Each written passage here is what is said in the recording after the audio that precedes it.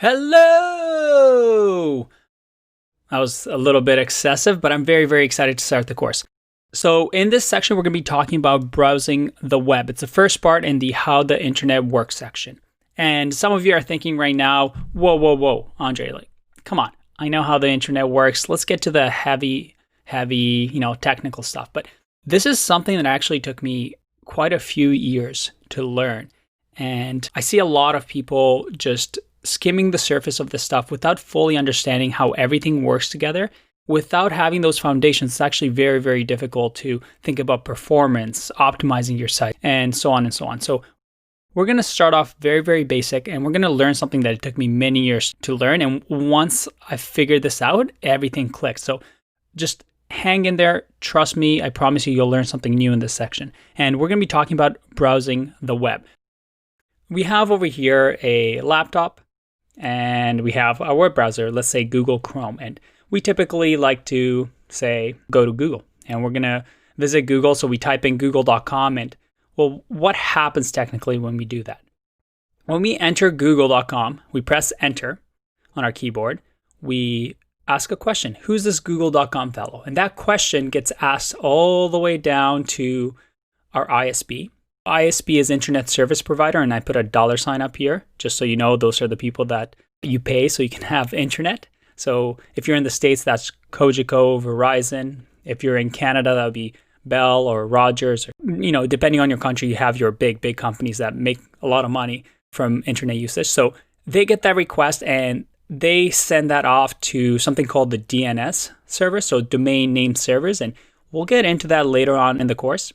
So don't worry too much about it, but essentially it's a phone book that has the list of all these URLs like google.com, and it has the addresses of them. So exactly like a phone book, they know where google.com is. So they say, hey, I don't know Mr. Google.com personally, but I do know his address. So you should go check him out.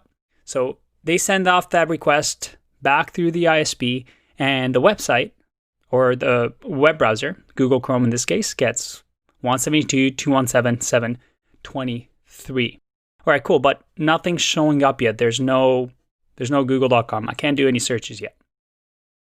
Okay, we received what we call an IP address. So think of this as something that every single computer has one. Anything that's connected to the internet has its own address. So the laptop that I'm working on right now has an IP address. Your laptop or computer has an IP address.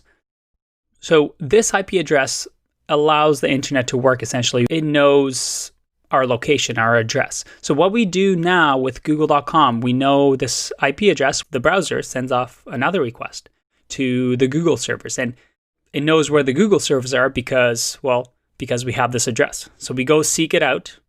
And you can think of servers as computers, essentially. My laptop could be a server. Your computer could be a server.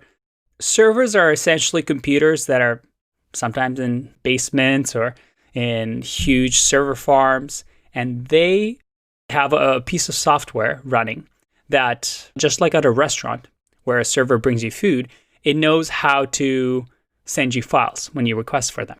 So we send this off, and the Google servers say, oh, yeah, no problem. Let me give you my HTML, CSS, and JavaScript. And we'll get into what those are later on in the course. But think of them as just text files. They're text files that Google is going to send to the browser so we can have Google working. So let me just minimize this and show you what it's doing. So we're copying these files, and Google server is saying, yeah, no problem. Thanks for asking for Google. Here it is. And the web browser receives the HTML, CSS, and JavaScript. So if we go to the next section, boom, we have google.com, and everything's working. Now, that sounded like a whole bunch of stuff that happened in between. And when we're on the internet, everything is quite fast. But yeah, underneath the hood, all of that is happening. And it's crazy to think how fast everything works. Don't take my word for it. Let's just check this process that I'm not just making stuff up for you. If what we learned was correct, technically, we can skip this process, right? I mean, if we know the address of Google, can we just, go into this directly and just, instead of putting in google.com, just put in this in our search bar and it automatically goes to the Google servers? Well, let's try it out. Let's open up Google here. And ooh, what a pretty picture. All right, so we go to google.com. Nothing crazy here.